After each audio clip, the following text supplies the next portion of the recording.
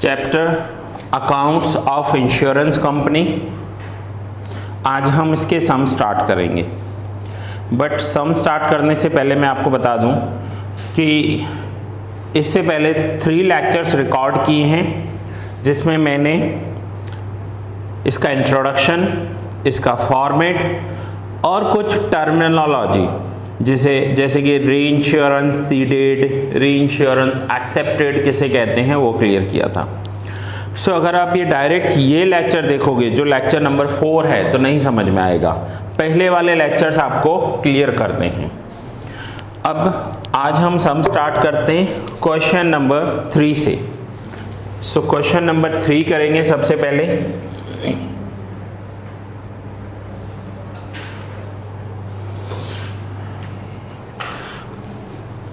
Given below is the details of claims for a general insurance company for the year ended 31st March 19. Show these information properly in its revenue accounts. अब company के आपको revenue accounts में claims की detail देनी है। देखो कितनी सारे क्लेम्स दिए हुए, 9 पॉइंट्स क्लेम के दिए हुए, फर्स्ट से लेकर 9 तक claim claim claim claim claim हर एक में दिया हुआ है। And 10th point is legal expenses for claim. So कुछ क्लेम ऐसे होंगे जो उस कंपनी को अपने डायरेक्ट बिजनेस में से मिले होंगे। देखो डायरेक्ट बिजनेस क्या होता है, क्योंकि ये कंपनी का अपना बिजनेस है, डायरेक्ट बिजनेस। यहाँ से कंपनी ने जो प्रीमियम मिला है उसके सामने क्लेम कंपनी को देने पड़ेंगे। दूसरा होगा रीइंश्योरेंस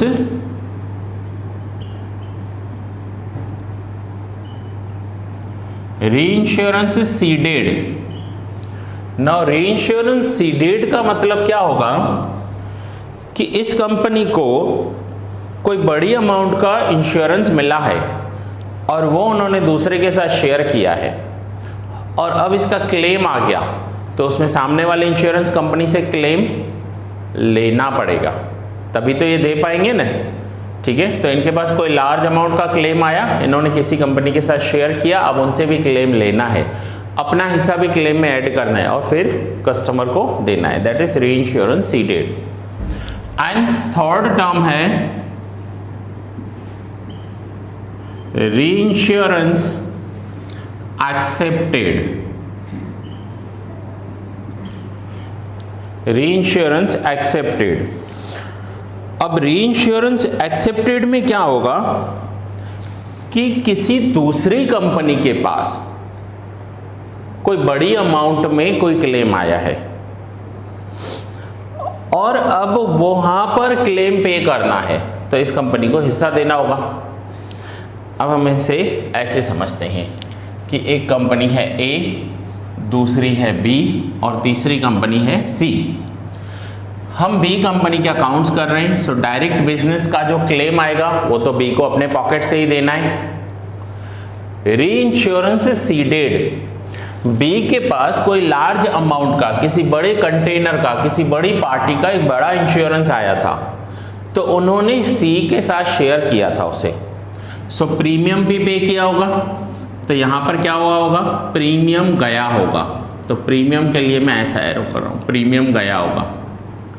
और अब इसका क्लेम आएगा तो क्लेम का पैसा इसके पास आएगा। ठीक है, अब अगर कोई बड़ी पार्टी का लिया, बड़े कंटेनर का क्लेम लिया और उसको सी के साथ शेयर किया था, प्रीमियम सी को दिया था, लेकिन अब वो कंटेनर डूब गया तो क्या करना होगा, सी से क्लेम का पैसा लेना होगा, बी अपना हिस्सा भी डालेगा और फिर अपने पॉलिसी होल्डर को दे देगा। क्लियर हो गया। The next term is reinsurance accepted. अब रीइंश्योरेंस एक्सेप्टेड में क्या हुआ है कि ए कंपनी है, ए कंपनी के पास कोई बड़े अमाउंट का इंश्योरेंस आया है, तो ए कंपनी ने उसे बी के साथ शेयर किया है, इसे कहते हैं रीइंश्योरेंस एक्सेप्टेड। मींस इसने एक्सेप्ट किया है, तो ए ने प्रीमियम भेजा होगा, क्लियर। बट अब ए कंपनी ने जिस कस्टमर के कंटेनर का या किसी भी चीज़ का इंश्योरेंस लिया था, अब वो डूब गया, लॉस हो गया, अब क्लेम देना है। तो यहाँ पर प्रीमियम रिसीव किया था बी ने, बी मीन्स हमारी कंपनी बी है, तो जब क्लेम पे करना होगा तो ए क्या करेगा, बी से क्लेम लेगा, अपना हिस्सा डालेगा और अपने पॉलिसी होल्डर को दे देगा। अब हमें इस सब में सपोज करो बी कंपनी के लिए बनाना है, तो एक तो अपना डायरेक्ट बिजनेस, उसका क्लेम, फिर दूसरे के साथ शेयर किया तो अब उससे लेकर अपने पॉलिसी होल्डर को देना है, फिर ए का एक्सेप्ट किया था तो ए को भी क्लेम देना है। ये पूरा अब आपको क्लेम का एक शेड्यूल बनाना है। इतना क्लियर हो गया ना? मुझे ये बताओ कि जब आप फाइनल अकाउंट करते थे तो आउटस्टैंडिंग सैलरी के दो इफेक्ट क्या करते थे? आउटस्टैंडिंग सैलरी एक प्रॉफिट एंड लॉस अकाउंट में सैलरी में प्लस करते हैं, दूसरा इफेक्ट बैलेंस शीट में लायबिलिटी दिखाते हैं। क्लियर? ये क्या होता है कि मार्च में वर्कर ने काम किया बट हम उसे सैलरी अप्रैल में दे रहे हैं, दैट इज आउटस्टैंडिंग सैलरी। तो यहाँ पर भी कुछ ऐसा हो जाता है। यहाँ पर क्या होगा कि किसी का मार्च में लॉस हो गया, उसने क्लेम किया, हमने एक्सेप्ट भी कर लिया, बट उसे 31 मार्च तक पे नहीं कर पाए, हमने उसे अप्रैल के फर्स्ट वीक में पे किया। पे नहीं कर पाए, हो सकता है क्लाइंट की कोई गलती हो, उसने अपना पैन कार्ड जमा नहीं किया हो, आधार कार्ड नहीं दिया हो, अकाउंट नंबर नहीं दिया हो जिसमें पैसा जाने वाला था। सो एनी हाउ वो क्लेम तो मार्च का था, लॉस मार्च में हुआ था और मार्च में ईयर पूरा हो जाता है तो लास्ट ईयर का लॉस कहलाएगा। लेकिन पे कब हुआ? अप्रैल में, तो वो आउटस्टैंडिंग क्लेम हो जाएगा। और आउटस्टैंडिंग क्लेम इंश्योरेंस कंपनी अपने बुक्स में सेम इफेक्ट देती है। एक तो प्रॉफिट एंड लॉस अकाउंट में डेबिट साइड क्लेम में प्लस करेंगे जैसे सैलरी का इफेक्ट देते हैं, और दूसरा बैलेंस शीट में लायबिलिटी साइड लायबिलिटी दिखाएंगे आउटस्टैंडिंग क्लेम। तो अब यहाँ पर क्लेम का आपको पूरा बनाना है जिसमें अपने क्लेम होंगे, दूसरे के साथ शेयर किया है वहाँ से भी क्लेम आएगा, इसकी एक्सेप्ट की है रीइंश्योरेंस एक्सेप्टेड वहाँ देना पड़ेगा, और अपने बिजनेस का आउटस्टैंडिंग क्लेम भी होगा। ठीक है? सो क्लेम का पूरा हमें कैलकुलेशन करना है। पहले तो ये क्लियर हो जाना चाहिए कि रीइंश्योरेंस सीडेड क्या है और रीइंश्योरेंस एक्सेप्टेड क्या है। सीडेड का मतलब होगा हमने किसी और के साथ रिस्क शेयर की है, एंड एक्सेप्टेड का मतलब होगा कि किसी और ने हमारे साथ रिस्क शेयर की है।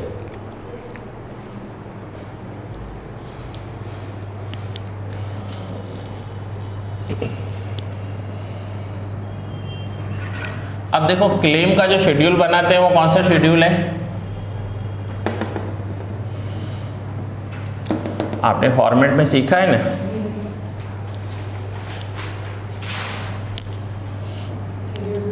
शेड्यूल 2।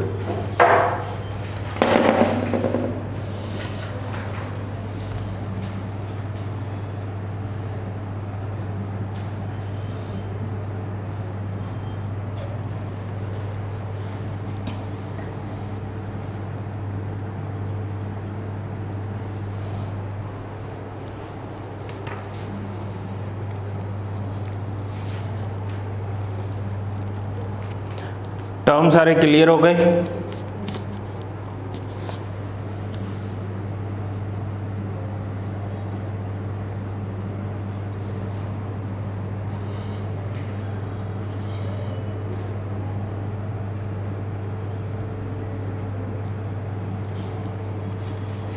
चलो सो स्टार्ट करते हैं। शेड्यूल 2 क्लेम्स, क्वेश्चन नंबर 3 है ये आपका। अब सबसे पहले claims paid during the year for direct business.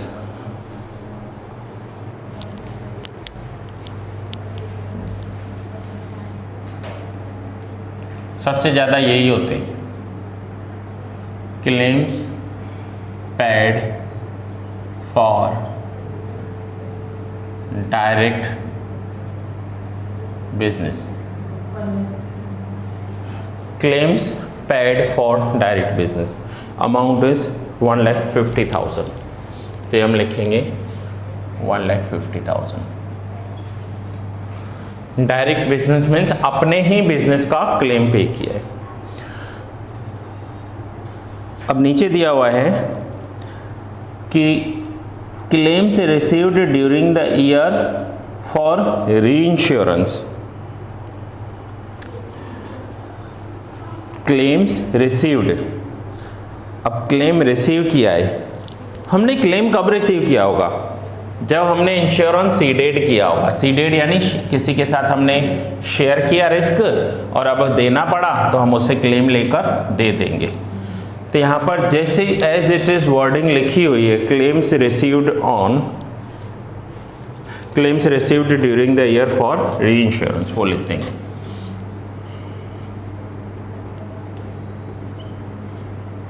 Claims received on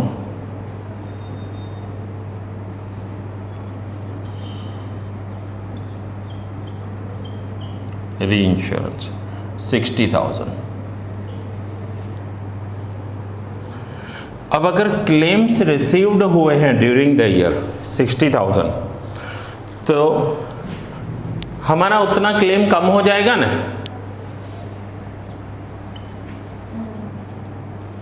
क्यों कम हो जाएगा? क्योंकि हमने किसी और के साथ रिस्क शेयर किया। अब हमें समझो 1,50,000 देना पड़ेगा, लेकिन उस 150 में 60 तो सामने वाली कंपनी देगी हमें, हमने उसे प्रीमियम दिया था, अब वो हमें हिस्सा देगी, तो उतना हमारा कम हो जाएगा, लेस कर देंगे। थर्ड,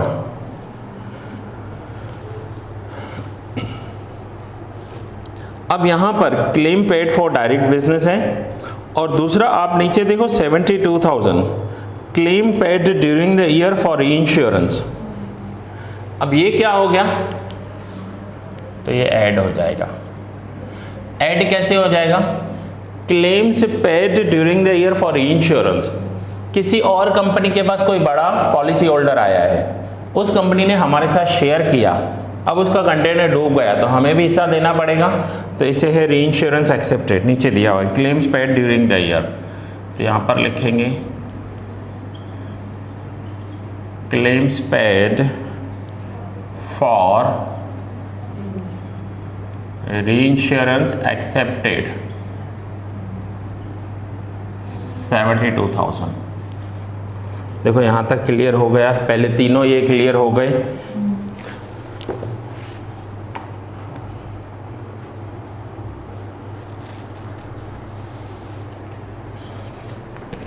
हो रहा है क्लियर कंसेप्ट? ये है हमारे डायरेक्ट बिजनेस का।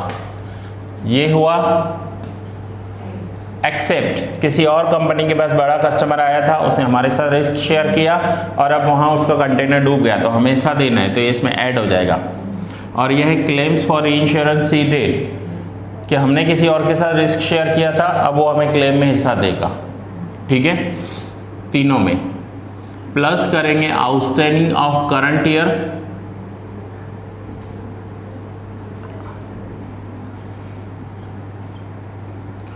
और माइनस करेंगे आउटस्टैंडिंग ऑफ प्रीवियस ईयर, जैसा फाइनल अकाउंट में सीख कर आए हो 11th-12th में। करंट ईयर का आउटस्टैंडिंग प्लस, प्रीवियस ईयर का आउटस्टैंडिंग माइनस। अब एक एक पॉइंट करते जाते हैं हम।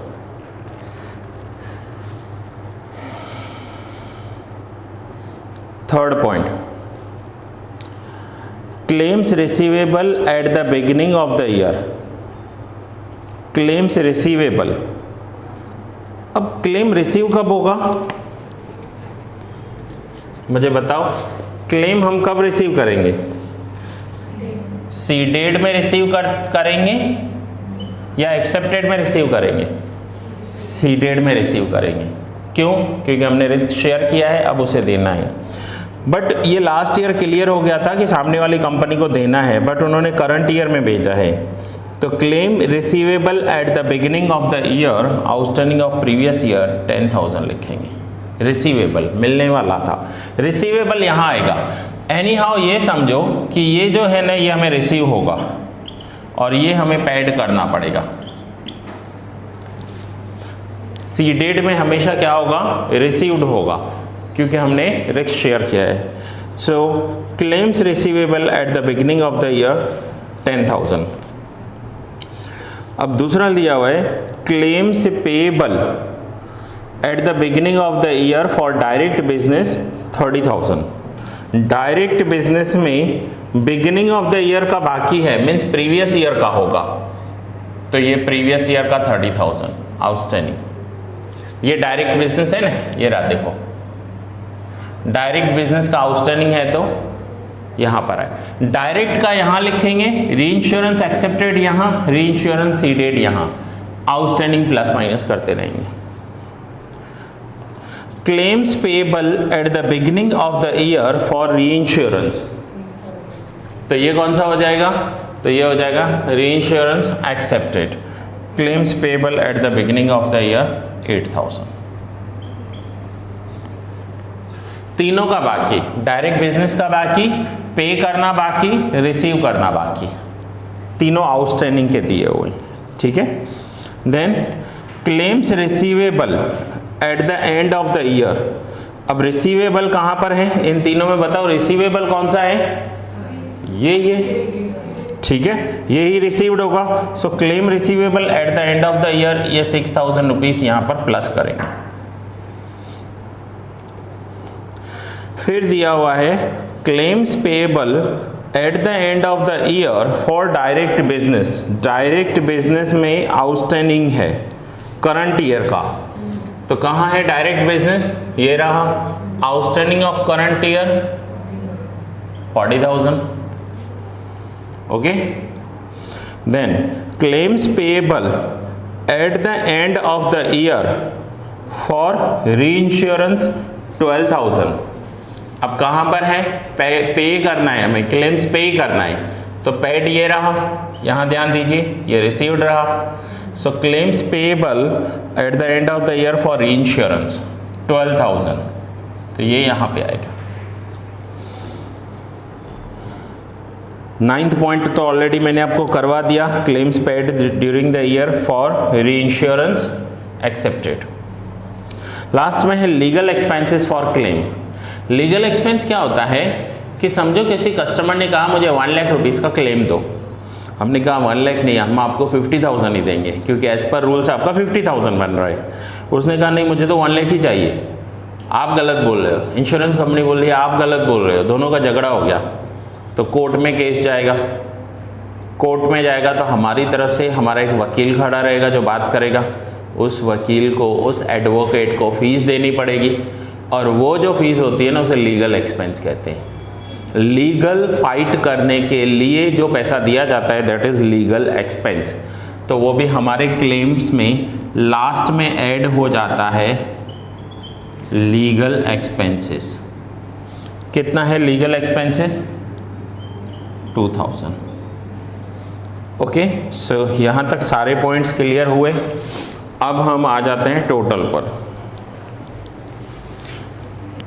अब इन तीनों का टोटल आउटर, इन तीनों का टोटल आउटर, और इन तीनों का टोटल भी आउटर।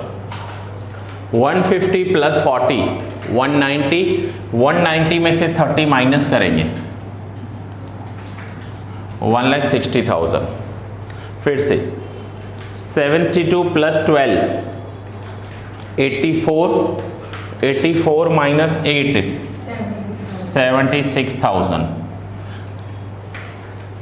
60 plus 6 66 minus 10 56।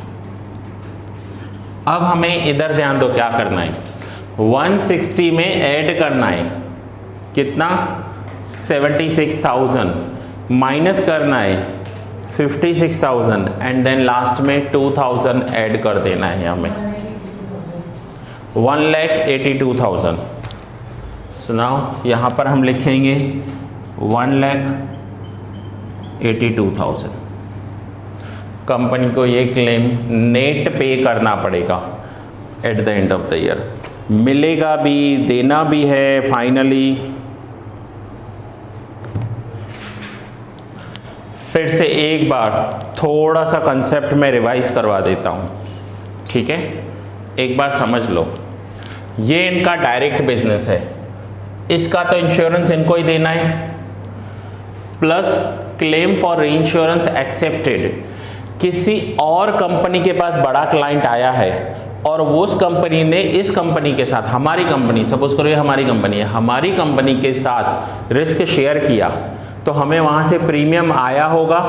सो इसे कहते हैं रीइंश्योरेंस एक्सेप्टेड। हमने किसी और का रिस्क एक्सेप्ट किया तो रीइंश्योरेंस एक्सेप्टेड में प्रीमियम आएगा बट क्लेम जाएगा। तो एक तो अपना क्लेम देना पड़ा, ऐड ये क्लेम भी देना पड़ा क्योंकि सामने वाले का क्लेम आ गया, जिस कंपनी ने हमें प्रीमियम भेजा था और जिस क्लाइंट का उन्होंने कंटेनर का इंश्योरेंस लिया था वो डूब गया, तो वो कस्टमर उस कंपनी से मांगेगा, पॉलिसी होल्डर, और कंपनी हमसे मांगेगी हिस्सा, तो वो हमें देना पड़ेगा। सो रीइंश्योरेंस एक्सेप्टेड जब करते हैं, किसी और की रिस्क एक्सेप्ट करते हैं तो प्रीमियम मिलता है और क्लेम जाता है, देना पड़ता है। Okay, now next is reinsurance seeded. Reinsurance seeded में क्या होगा, हमारे पास कोई बड़ा क्लेम, बड़ा पॉलिसी आया है, हमारे पास कोई कस्टमर आया है कि मुझे 100 करोड़ का इंश्योरेंस चाहिए और हमने वो इंश्योरेंस किसी और कंपनी के साथ शेयर किया है। तो जब रीइंश्योरेंस सीडेड करते हैं तो यहाँ पर हमें प्रीमियम उस कंपनी को देना पड़ता है, ठीक है। लेकिन अगर हमारे क्लाइंट का कंटेनर डूब गया तो वो तो हमसे मांगेगा क्लेम, तो हम उस कंपनी से क्लेम मंगवाएंगे उसके हिस्से जितना और ऐड करके देंगे। तो अब रीइंश्योरेंस सीडेड से जो क्लेम आ रहा है अब हमें उतना कम देना पड़ेगा, तो इसलिए इसे माइनस किया है। It is called reinsurance seeded. तो ये याद रखना कि रीइंश्योरेंस सीडेड में हम किसी और को प्रीमियम देते हैं बट उससे क्लेम लेते हैं। तो अगर उससे क्लेम लूंगा तो मुझे जो क्लेम देना है अब उसमें से उतना कम हो जाएगा। समझो मेरे क्लाइंट का 100 करोड़ का क्लेम आ गया, 50 करोड़ वो दे रहा है, तो बाकी 50 करोड़ ही मुझे देने, सो मेरा उतना कम आ जाएगा ना। So that is called reinsurance seeded. ये तीनों टर्म अगर अच्छे से नहीं समझे तो चैप्टर कर ही नहीं पाओगे। सो पहले तो इसे अच्छे से समझना होगा। सो ये था क्वेश्चन नंबर 3, नोट डाउन कर लीजिए। अभी तो ये एक शेड्यूल आया है, एक ऐसा सम आएगा जिसमें सारे शेड्यूल एक साथ होंगे, सारे शेड्यूल एक साथ होंगे, बट वंस अगेन फॉर्मेट याद होगा, इजीली कर पाओगे, टर्म क्लियर होंगे, इजीली कर पाओगे। सो ये लेक्चर मैं यहाँ पर ही कंप्लीट कर रहा हूँ, नेक्स्ट लेक्चर में कंटिन्यू करेंगे।